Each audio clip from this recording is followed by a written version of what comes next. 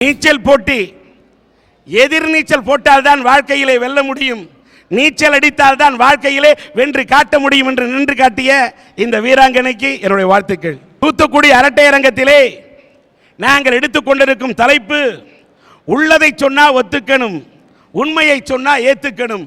இந்த தலைப்புக்குள்ளே தாயிற் சிறந்த கோயிலும் இல்லை, தந்தை சொல் மிக்க மந்திரம் இல்லை என்ற தலைப்பிலும் கணவனே கண் கண்ட தெய்வம், மனைவி சொல்லே மந்திரம், கண்டதே காதல் கொண்டதே கோலம், கண்கட்ட பிறகு சூரிய நமஸ்காரம், இப்படி 4 தலைப்பு, 4ம் கிட்டத்தட்ட பழமொழி. பழமொழிக்குள்ளே வாழ வழி இருக்கிறதா, வகை இருக்கிறதா என்பதை எடுத்து சொல்ல இங்கே பேச்சாளர்கள் வந்திருக்கின்றார்கள். சார், ஒரு மனிதனுடைய ஆதி எங்க சார்? பெற்றோர்கள் தாங்க ஒரு குழந்தைக்கு அனைத்துமே இல்லைங்க. பெற்றோர்கள் மண்ணாக இருந்தால் குழந்தைகள் முளைக்கிறார்கள், பெற்றோர்கள் மழையாக இருந்தால் குழந்தைகள் தளிர்க்கிறார்கள். அப்போ ஒரு குழந்தை மலர்ந்து மனம் வீசணும்னு சொன்னா தாயும் தந்தையும் தாங்க முக்கியம். தாயும் தந்தையும் ஒரு உத்வேகமா இருந்தா எந்த சிகரத்தை கூட ஒரு குழந்தையால் அடைய முடியுங்க.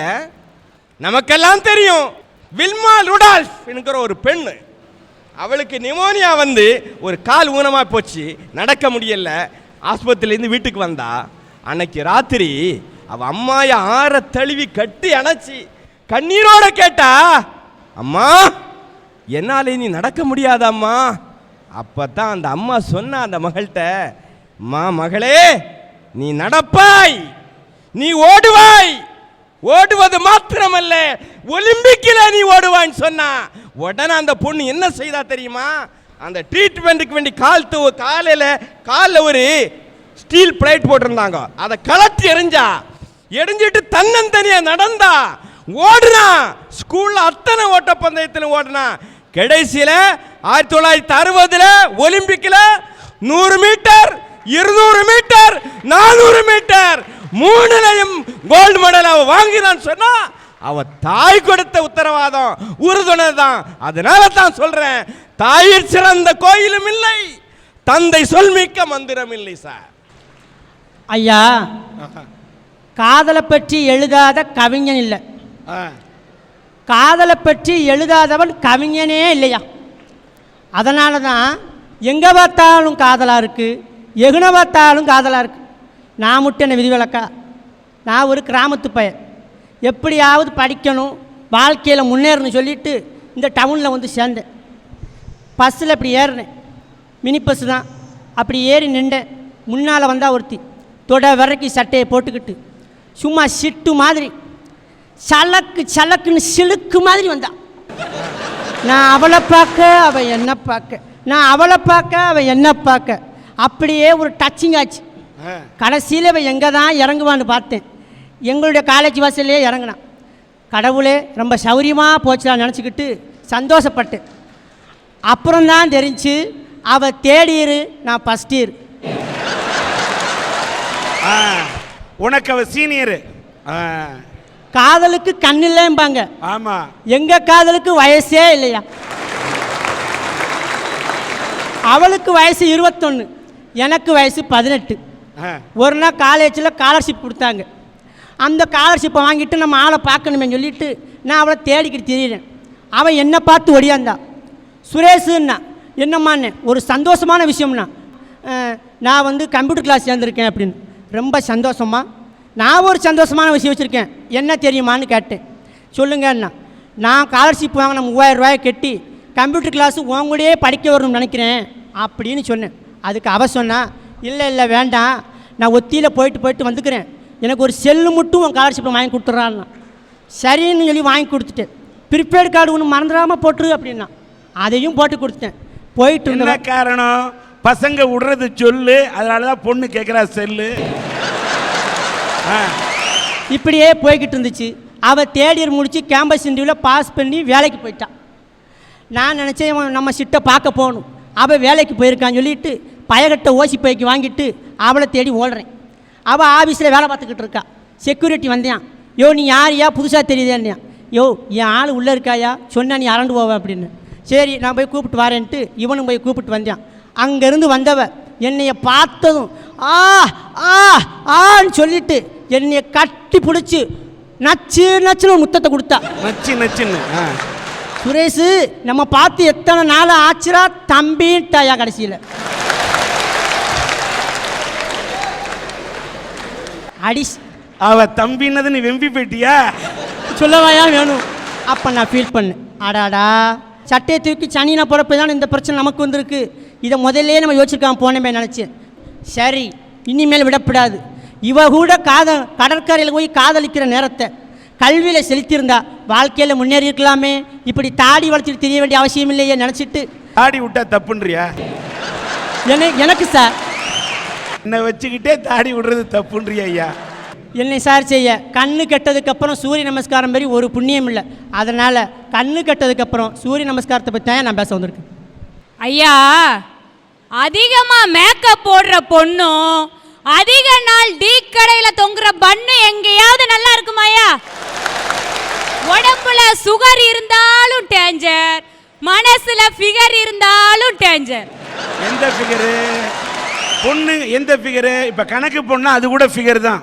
இது கணக்கு பண்ற ஃபிகர் இல்லையா? கணக்கு பண்ற ஃபிகர், கணக்கு போடுற ஃபிகர்ல கணக்கு போடுற ஃபிகர் இல்லையா, கணக்கு பண்ணுற ஃபிகர். ஓகே. துட்ட வட்டிக்கு விட்டா தண்டலு, துப்பட்டாவுல மனச விட்டா மெண்டலியா? மண்ணு லாரில மாட்டுனவன் உயிர் பிழைக்கலாம், பொண்ணு சாரில மாட்டுன யாராவது உயிர் பிழைக்க முடியுமாயா? ஐயா, 60ல ஹார்ட் அட்டாக் வரும். அது எமன் நம்மள பார்த்து சிரிச்சான்னா 20லயும் ஹார்ட் அட்டாக் வரும்யா. 20 வயசுல ஒரு உமன் நம்மள பார்த்து சிரிச்சாக்கன்னா. இன்னைக்கு காதல் எப்படி தெரியுமாயா இருக்கு? கிஃப்ட் கொடுத்து கிஸ் அடிச்சு, காபி ஷாப்ல கட்டி பிடிச்சி, கடற்கரைய நாரடிச்சு, கடவுளையே தூது விட்டு, காலேஜ கட்டடிச்சு, லோன்னு பையனை அலைய விட்டு, ஓவரா சீன் போட்டு, கடைசில இளிச்சவாயன்ட்டு பேரை இழுத்து வீட்டை விட்டு இழுத்துட்டு ஓடுற இளிச்சவாய காதலர்களே, பொண்ணு எப்படி தெரியுமாயா இருப்பா? எதிர் வீட்டுல நீ இன்னும் ஜன்னலை திறப்பா, அவர் ரெட்டை ஜடை பிடிக்குதான்னு ஒன்னையும் கேப்பா. நீயும் தான் மண்டைய ஆட்டுவ குமரி பொண்ணு காதலெல்லாம் காகிதமால, அது குளிக்கும் போது அவுத்து போடு சேலைய போல. இன்னைக்கு காதல் எப்படி தெரியுமாயா இருக்கு? ஒரே மணி நேரத்துக்குள்ள ஒரு காதலனை விட்டுட்டு அது காலுக்குள்ள போற அளவுக்கு இருக்கியா?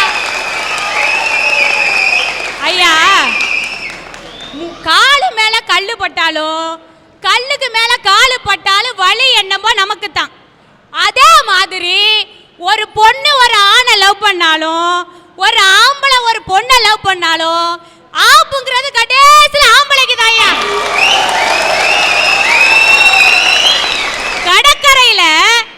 கடற்கரையில காதலனோட வீடு கட்டி விளையாடுவா தெரியுமாயா? அப்போ தெரியாது.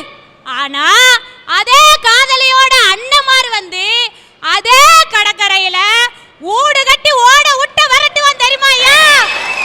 அப்போ தெரியா, கண்டதும் காதல் கொண்டதே கோலம்னு பேசுனீங்க.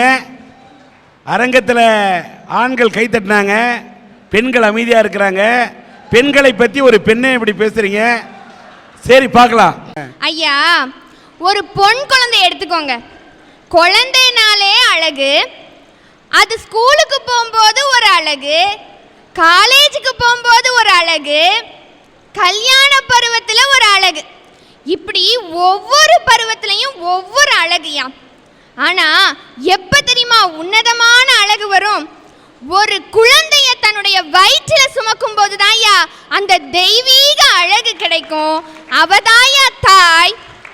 ஒரு குழந்தைய ஒவ்வொரு தாயும் பெற்றெடுக்கும் போது மரண வேதனையா, செத்து பொழைக்கிறா. அதனால தான் சொல்றோம் மறு ஜென்மம் எடுக்கிறான்னு. அழகா ஓசோ சொன்னாரியா, ஒவ்வொரு குழந்தையை பிரசவிக்கும் போதும் ஒவ்வொரு தாயும் பிரசவமாகிறான்னு சொன்னாரியா. அந்த தாயை விட சிறந்த கோவில் இந்த உலகத்தில் வேற ஏதாவது இருக்குங்களா? தாமஸ் ஆல்வா எடிசன் நமக்கெல்லாம் தெரியும், எத்தனையோ கண்டுபிடிப்புகளை சொன்னாரியா. அவரை சின்ன வயசுல முதல்ல ஸ்கூல்ல கொண்டு போய் சேர்க்குறாங்க. அவருக்கு ஏற்கனவே தலை கொஞ்சம் பெருசா இருக்கும். அப்போ அந்த பசங்கள்லாம் பார்த்து கிண்டல் பண்ணாங்க. இங்க பாரியா இவனுக்கு எவ்வளோ பெரிய தலை அப்படின்னு கிண்டல் பண்ணாங்க.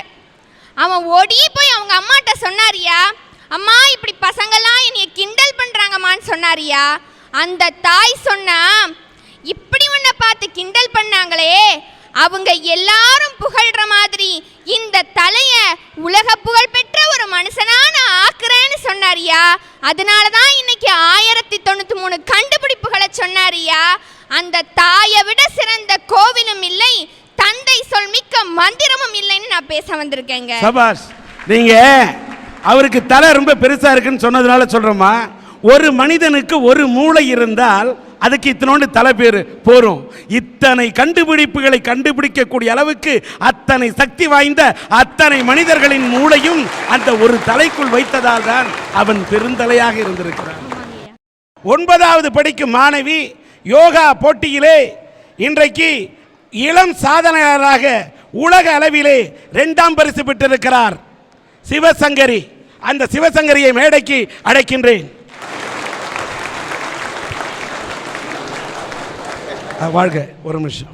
இந்த பெண்ணுக்கு, இந்த சிவசங்கரி உலக அளவில் 2வது பரிசு பெற்று சாதனை செய்திருக்கக்கூடிய இந்த பெண்ணுக்கு சன் டிவியினுடைய அரட்டை அரங்கத்தின் சார்பிலே இந்த பொன்னாடையை போத்துகின்றோம்.